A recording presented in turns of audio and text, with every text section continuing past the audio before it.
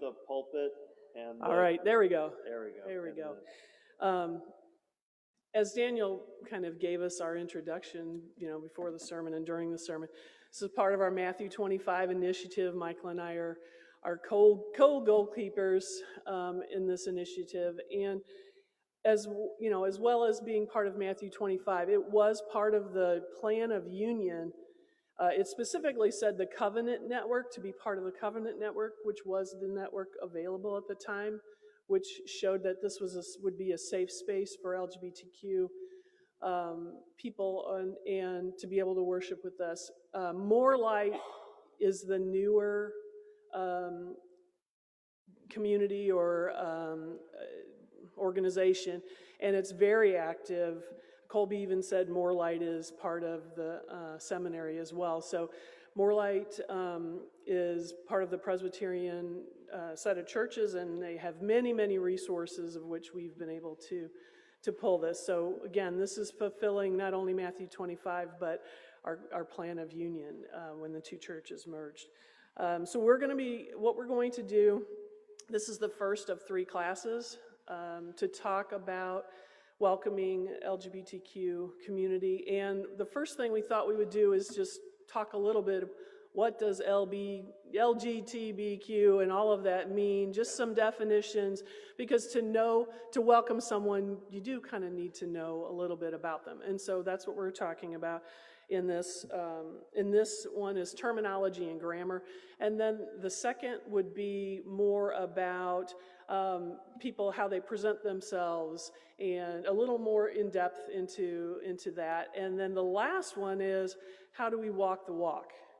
We can't just say we're a More Light community, we'll give them $100 or whatever they want, and we're done. We're not done. That's just the beginning. So we've got to walk the walk. So we'll be talking about what can we do as a community, as a congregation, as a physical church to show that we're welcoming in what we're going to do. So with that, we're going to get started on the goals. So Colby, if you're with us, you want to start talking about the second slide, which is the goals. Voice from Alrighty. Yeah, the voice from... I'm the voice from above, right? Can we hit the next slide? Oh, there we go. Thank you. All right. So yeah, the goals for this course, as Sarah kind of pointed out, is to inform our congregation on terminology used by the queer community and to become an inclusive and welcoming church, as well as to become comfortable with some language and grammar that might be unfamiliar. Colby, we just got you, so we may have to start with the goals again. Okay. Can you hear me now? Yes. Yes. All right. So the goals of this course is to inform our congregation on terminology used by the queer community. We'll get into that word a little bit later on. To become an inclusive and welcoming church, as well as to become comfortable with some language and grammar that might be unfamiliar. Next slide.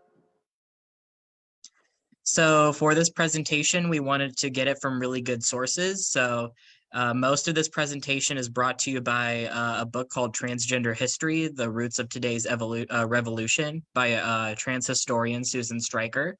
I also reviewed a little bit of Gender Trouble by Judith Butler. If that name is familiar, she's a very popular philosopher. They are a very popular philosopher, so even I mess up a little bit. But we'll talk more about Judith Butler in our second course on identity. Okay, next slide.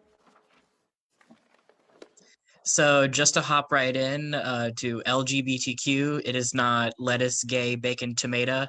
It stands for lesbian, gay, bisexual, transgender, queer, and among many other identities that aren't included in the acronym. That's kind of why we have that plus sign there. It indicates that there's a lot of folks in this community.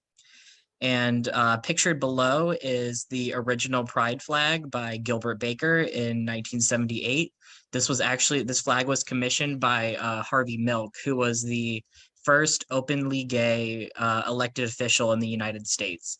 And these aren't just random colors on a flag. These colors mean something. The pink stripe, which later got removed, stands for sex, red for life, orange for healing, yellow for sunlight, so on and so forth. And kind of transitioning to a more modern flag, the Progress flag, but was created by Daniel Kassar. It's the one on the right. It includes the colors of the transgender flag, which are white, pink, and blue, as well as a black and brown stripe to kind of signify that Black and brown people have given so much to queer culture.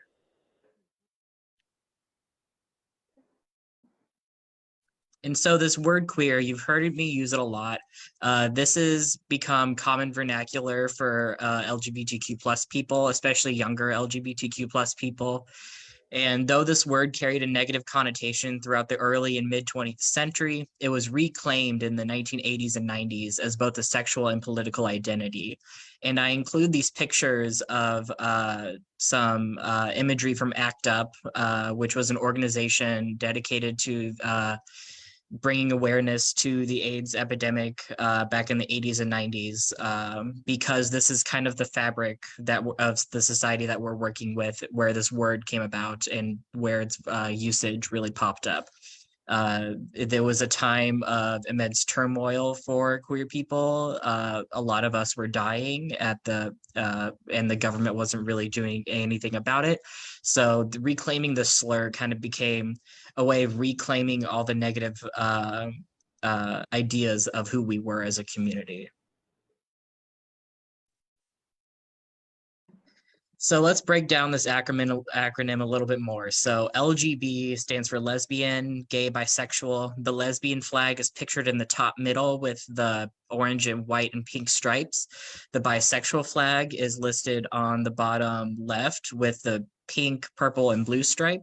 Whereas the TQ plus, it's doing a lot of work there.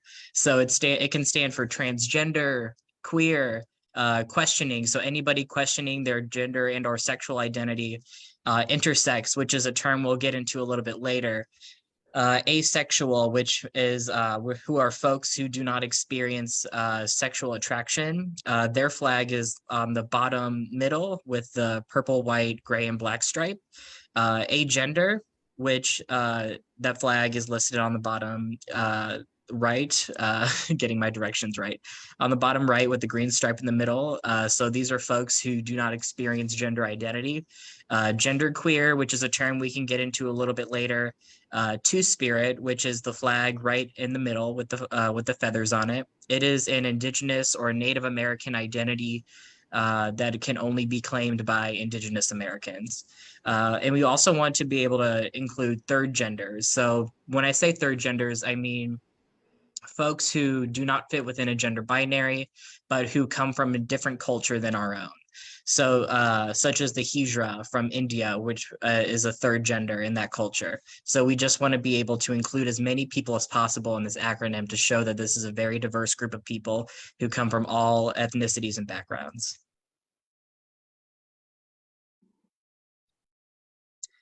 And we've been talking a little bit about terms like transgender. So let's break down gender identity. This is a really good paragraph from the book I was talking about earlier, Transgender History, where Stryker says gender is like language. So that is, although we understand as humans to have a biological capacity to use language, we're not born with a hardwired language pre-installed in our brains. So we also have a biological capacity to identify with and to learn to sort of speak from a particular position in a cultural gender system, but we don't come into the world with a predetermined gender identity. Now that's a lot of words, so I'm going to break that down a little bit. So gender is like language. When you are born, you are not an iPhone. It is not pre-installed inside of you that you can speak English. You learn that from teachers, from your parents, from people in authority, from the people around you. Gender works pretty much the same way. It is something that you learn. And when Stryker is talking about a cultural gender system, she's talking about a system that takes place the moment you are born and a doctor stamps an M or an F on your birth certificate. That sets into motion a bunch of actions and expectations of who you will be in life. It really sets up how your life is lived. So we're not just talking about individual identity. We're also talking about the culture that we live in, the society that governs who we are. And if Michael, Sarah, feel free to add anything if you want.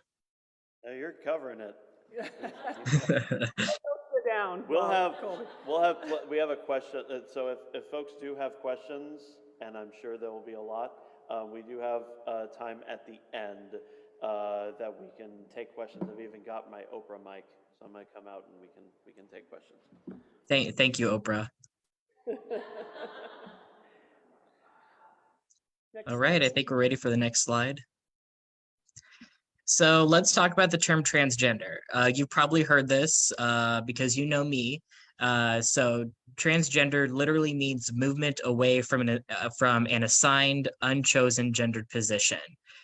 So this term became common around the 90s, but it has its roots in other terms such as transsexual and transvestite, both of which we don't really use anymore. And they've had many contradictory meanings over the course of the 20th century.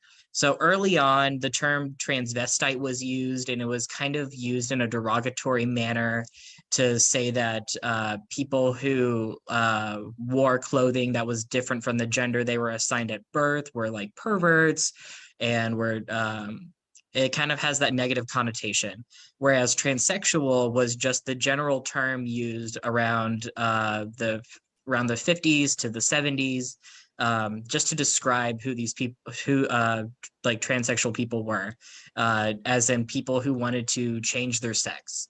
But later on, we kind of realized that sex and gender are not the same thing. So we want to focus on the gender identity of someone. So that's where the term transgender kind of comes from in the 90s and the 2000s. And so transgender people are basically, if someone is assigned male at birth, that's also an acronym, AMAB, assigned male at birth, and they later become and identify as a woman, she is a transgender woman. Whereas if someone is assigned female at birth and later becomes and identifies as a man, they are a transgender man. So that's kind of like how this word functions. Next slide, please. All right, so the term cisgender is something that you all should be able to recognize, as most of you are cisgender, but the prefix cis means on the same side as, whereas trans means to go across from. So this is meant to mark the typically unstated or assumed privilege of being not transgender. So if you are not transgender, you are cisgender. You have a gender identity, even if it's something that you don't really think about that much. Kind of like how you have a pronoun that is used for you, you just don't really think about it. And that in itself is a form of privilege that we have to recognize. And we'll talk more about intersectionality and how we think about ourselves and our gender in our second course on identity as well. So just to give an example, I'm gay, but I'm also cisgender. So that means I was assigned male at birth, and that is the gender that I identify with. So good news, you're all cisgender, probably, right? So welcome to the club.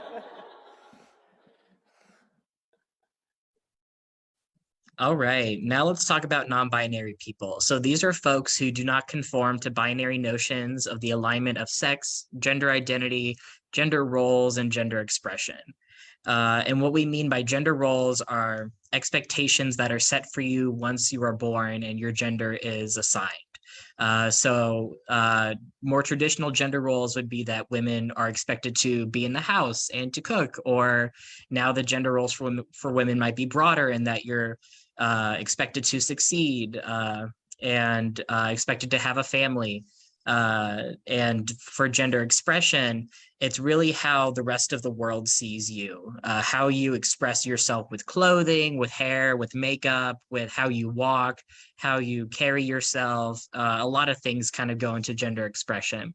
But non-binary folks, basically, they learn these roles and these expressions, these expectations, and they break them. They break them because non-binary people exist outside of those gender roles and expectations. And this is a very diverse group of people from all ethnicities and backgrounds. Non-binary is also what we consider an umbrella term, meaning that it encompasses a lot more words like genderqueer, which we saw before when we broke down the acronym a little bit. So there are many identities below non-binary, the term non-binary, but the term non-binary can also be used as just a gender identity. Now, welcome to gender neutral pronoun training. So today in boot camp, we will be looking at some neo-pronouns, which neo is, I believe it's Latin. It means new. So these are new pronouns that we're working with, and they will be very new to you if you've never seen them before. So let's start with the pronoun they, them, which is not a neopronoun, but it is a singular version of they, them, which is grammatically correct. So there are over 111 pronouns in the English language, and singular they, them has been there for as long as English has existed. So let's go ahead and figure out how to use it. So I have an example sentence that says, hello, today I met a woman who goes by Sarah. They have a wonderful personality. That smile of theirs really makes me happy.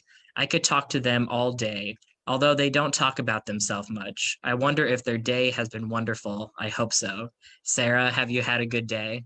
I had a great day, Colby. Thank you. That's wonderful for them. And you'll also notice that I put the term woman there because that's who Sarah is. And Sarah could use the pronouns they, them, even though they're a woman. But currently, Sarah does use she, her pronouns. But I do this to show that gender and pronouns can be separate. Someone can be cisgender and use a neopronoun, whereas someone can be transgender and use a binary pronoun. These things can mix and match however people like. People are very diverse, so pronouns have to be as well. So let's also look at some neopronouns at the top sentence that says, today I met a man who goes by Michael. Zay has a wonderful personality. That smile of Zer's really makes me happy. I could talk to Zem all day, although Zay don't talk about Zemself much. I wonder if Zer day has been wonderful. Michael, have you had a good day? Absolutely. That's wonderful for Zem. And you know, these pronouns, I think that they sound very smooth once you get used to them. But they do take some getting used to. So if you ever mess up on someone's pronouns, what I want you to do is say, I'm sorry, I'm really working on using your pronouns properly. I respect you, and I'm going to do better. That's really all you have to say, and then you continue your conversation. So you really don't have to make such a big deal out of it. It's something that everyone messes up with, no matter someone's gender from time to time. So it's good to keep it casual and to keep flowing with the conversation. And these pronouns, once you get them, it's like riding a bike. You never forget them. So we can go to the next slide if Michael and Sarah don't have anything else. There's been terminology that's been updated recently. Several years ago, I think the question typically was, what are your preferred pronouns? But we're moving away from making it seem like it's a choice of what your pronouns are and what your gender identity is.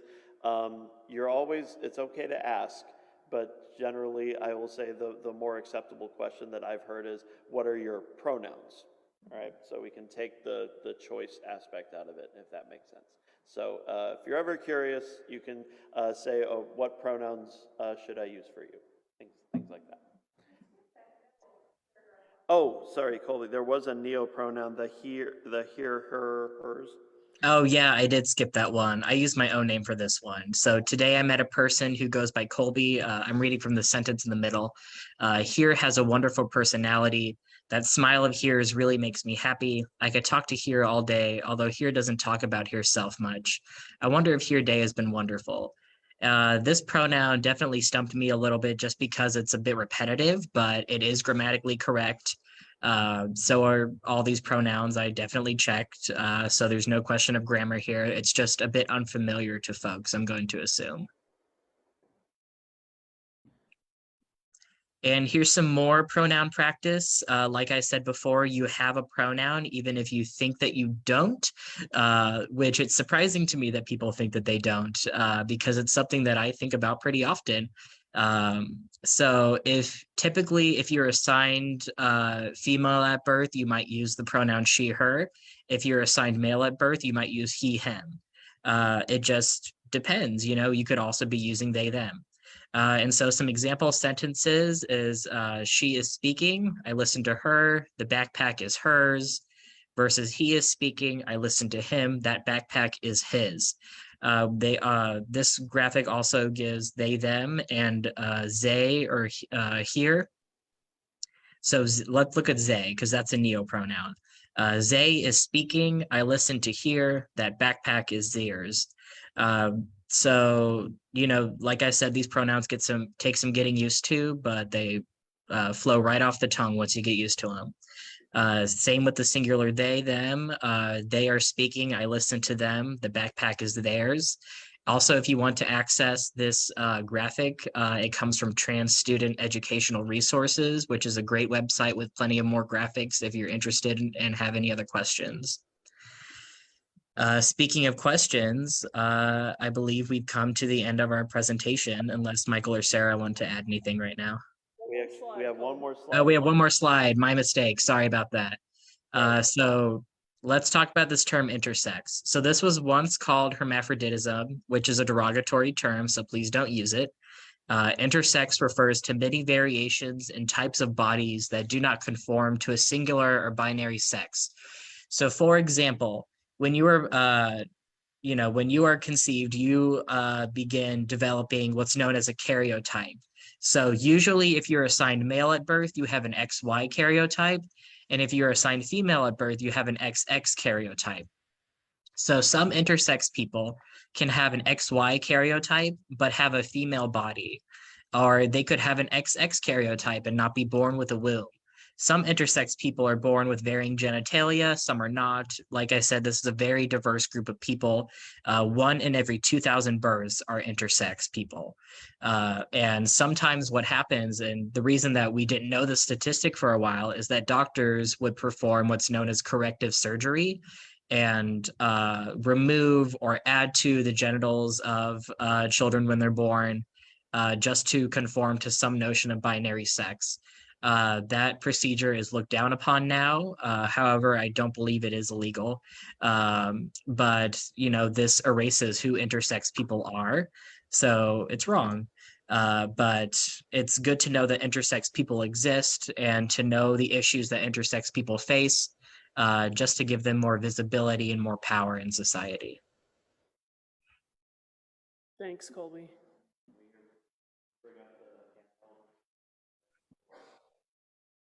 So we're going to go into questions. If you raise your hand, Michael will come around and have the microphone so that Colby can hear you as well. All right. And can we get Colby up on the screen too? That would be great.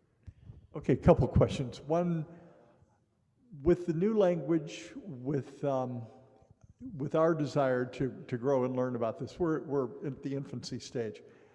In terms of the denomination, is there something taking place at seminary where this is being taught to incoming classes so that more of the students coming in are aware and more sensitive as they start their training? And also, is there any progress or any plans that are in the making to introduce this into the regular educational system? So it's complicated. So yes, most universities and colleges can or will teach about neopronouns and how to use pronouns and about queer issues and who transgender people are. But there has unfortunately been a lot of pushback in the public school system because of what we can call the transgender scare, basically, where more conservative-leaning people are scared that children will become transgender if you talk about things like pronouns or queer issues. And this has been affecting a lot of school policies. I've just read a story about, I believe, a school in, I believe, Florida.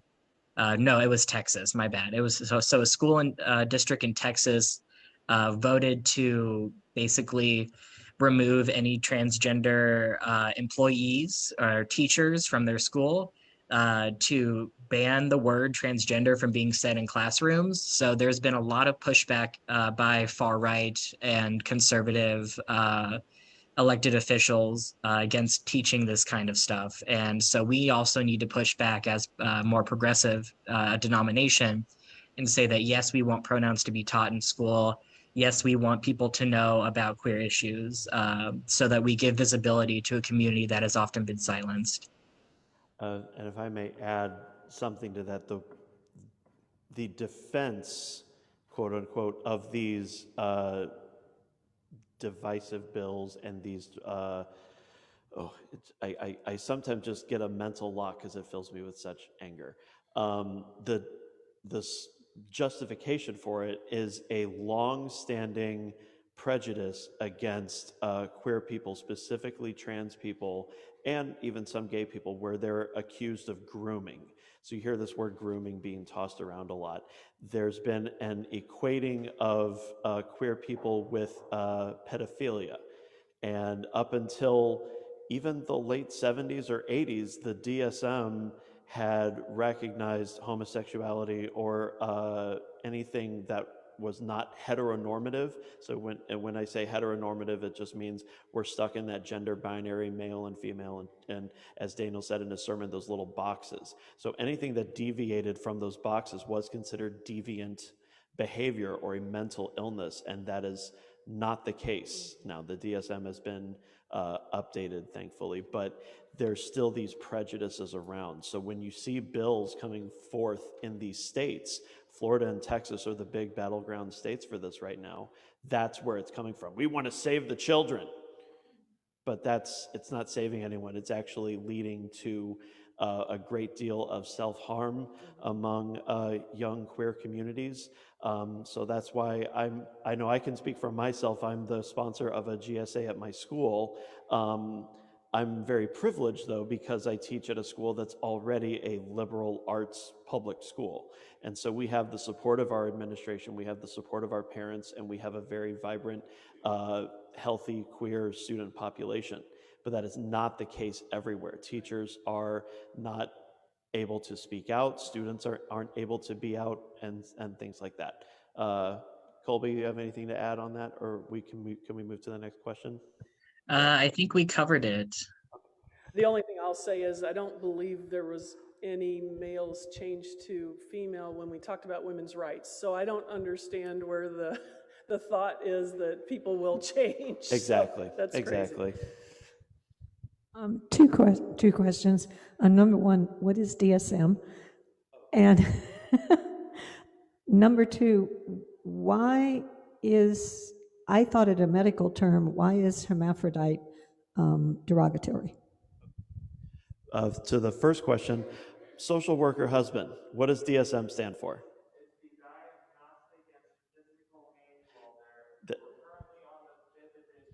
The Diagnostic and Statistical Manual. Currently, we're on the 5th edition. Yeah.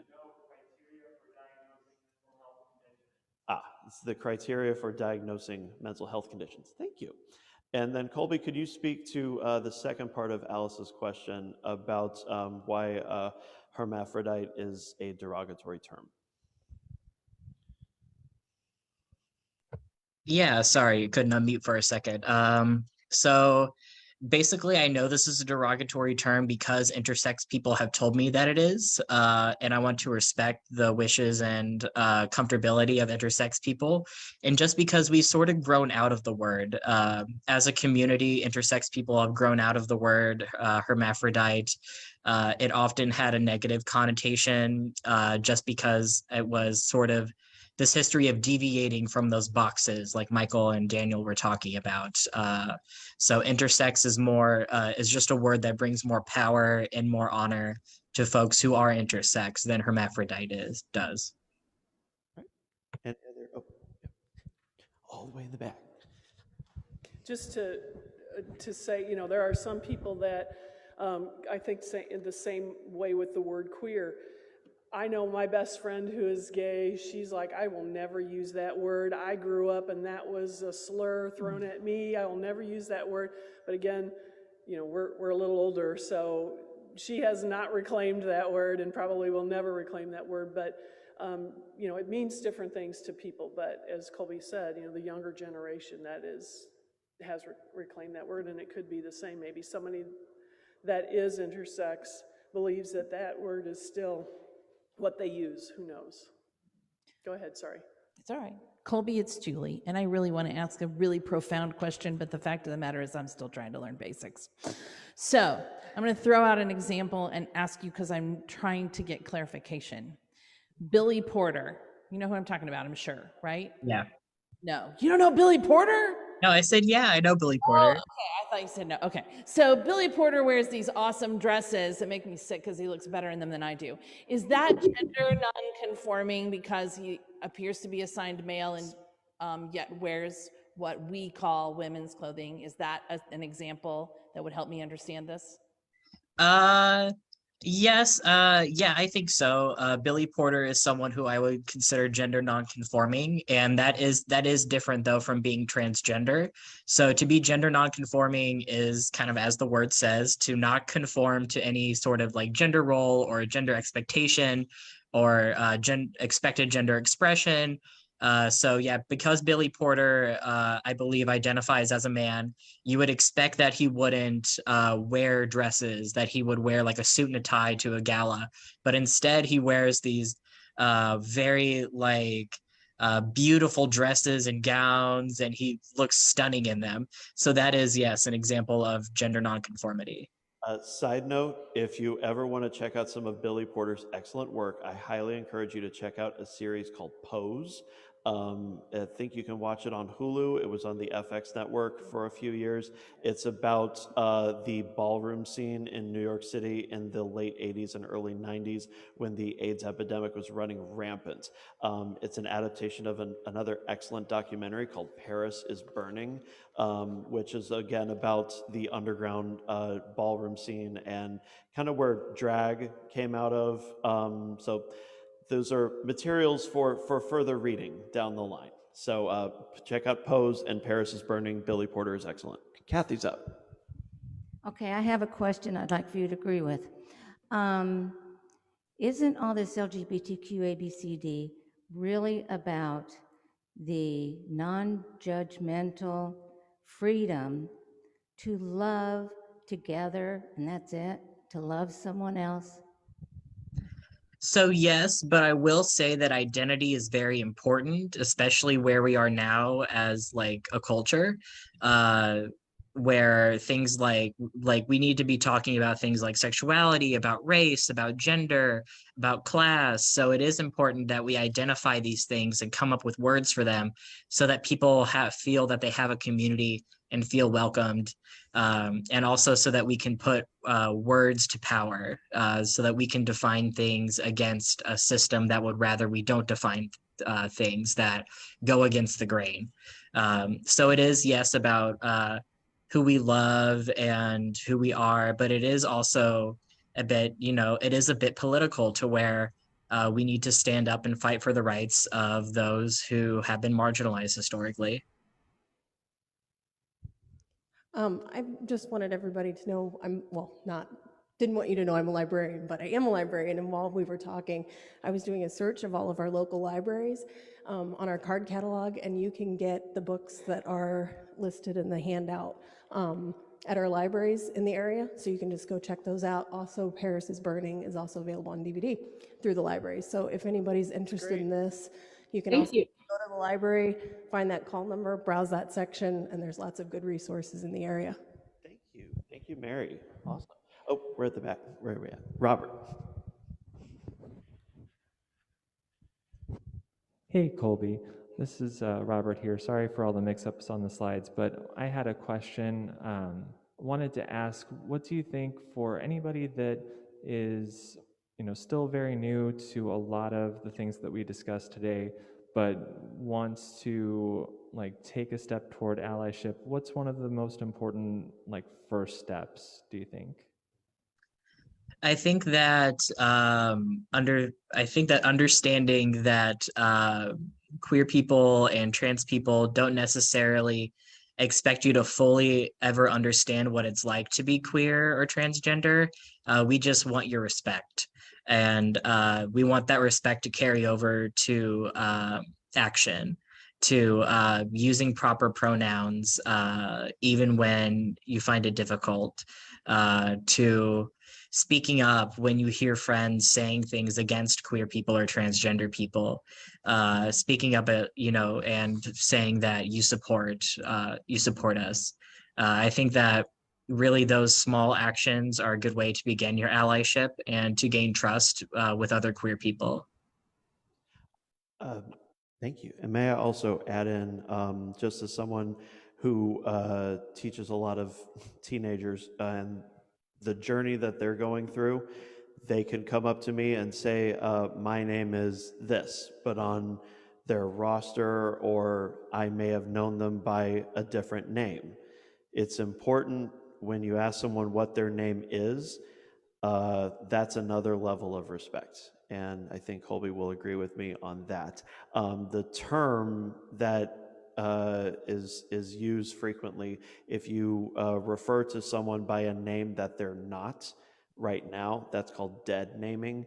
One recent example in the mainstream culture is there's another actor who used to be named Ellen Page, an actor in Juno and the Umbrella Academy and Inception and things like that. They recently came out, and I think I'm using their pronouns correctly. I think their pronouns are they, them, but I could be wrong about that. I can't remember. But now their name is Elliot Page. They came out as trans. But there are people who are being deliberately provocative by using Elliot's dead name. And that is a deliberate sign of disrespect. And so when Elliot comes out and says, my name is Elliot, that's what their name is, right? Colby, am I in the right in this, or? You're cooking with gas. Oh, cool. Okay. Woo. Even I get it wrong sometimes. Julie's up. Yeah, the other Julie squared. Colby, I have a question. One of my students, 8th grade, asked me the other day, and I think he was trying to stir up some crap with other students, but he said to me, I was born male, I'm male. I go, this is a conversation for another time. I haven't had that conversation with him yet, but how do I approach that? Because I know he was wanting to bash on another student in the class who was asked to be called a different name. Gotcha. Yeah, I went through that as a high schooler as well, where people just go out of their way to make your life worse for 20 minutes. You know what I mean? So I think that a good way to approach that student is to be like, you identify as a man, but that doesn't mean that everyone else in the room is a man. This is about being a welcoming community. This is not about any particular individual. This is about welcoming others into the fold. And you really, if you hear any sort of transphobic rhetoric coming from that student, immediately take action and say, this is not acceptable in my classroom. And, there should be repercussions for any kind of intentionally vitriolic or provocative language like that. You know what I mean? It's bullying. Yeah, it is bullying. Are there any people left on Zoom? I don't want to ignore those folks. Paula Blair has a question. Well, I just wanted to thank you for this. This has been very enlightening. Every time there's a program like this at church, I try to catch it because I learned from it. And those who have missed it today have really missed an educational experience. So I just wanted to thank you guys for taking the time and doing this for us. Well, thank you, everybody, for showing up and doing part of the work, taking that first step. Thanks. We've got one more question. Peggy? It's not really a question, it's a comment. As Julie and Ken and I and some other people were on the transformation team, and I don't know exactly what years that involved. I think it was right after I retired in 2005. I am so proud of this congregation. I cannot tell you. I remember Pam Lang saying, this church will survive and it may be different. And to hear all this, it just makes me so proud in Colby. Oh my gosh. So, and I didn't know, I just found out Mary's a librarian. I'm a retired school librarian. And Texas and Florida were mentioned. Missouri has recently passed a law. I am so glad I am not a school librarian. They're expecting these people to know every word in every book and not allow certain, oh, come on. So anyway, that's off the topic. But again, I am proud. I'm proud to have served on that committee. And how long, these two can attest, did we work on that mission statement? That short little mission statement that we're all so proud of. That took hours, days, several meetings, anyway. But thank you, all you people, for being so wonderful. Yeah, thank you, guys. I think, Okay, so we'll conclude. I don't know if your stomach is growling, but mine is. I've been like ducking down to avoid, right, but again, thank you. This is the first of 3.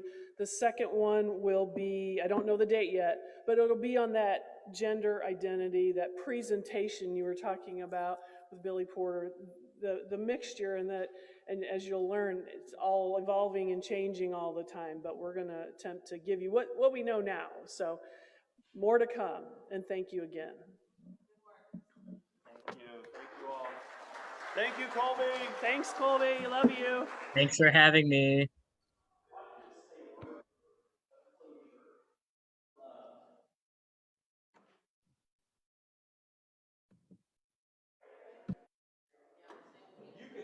Zoom cannot hear me, so I better come up here. My battery must be dead. Take a deep breath real quick. We've received a lot of information. Perhaps it feels overwhelming. Perhaps we don't know what to do next, and yet I want you to really lean in on that statement I said earlier, that we begin with love.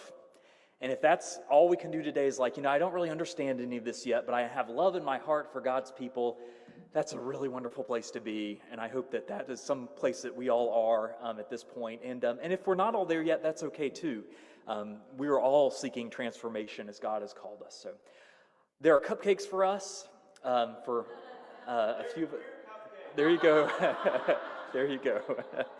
But I would like to close us with a brief prayer. Again, God, we give you thanks for this day. We give thanks for the wonderful leaders of our congregation, Michael and Sarah and Colby and so many others. Help us to live into this mission that you were calling. Your LGBTQ children, oh God, need our support, and we need their gifts. You are calling us all together. In your Son, Jesus Christ's name we pray, amen. Thank you.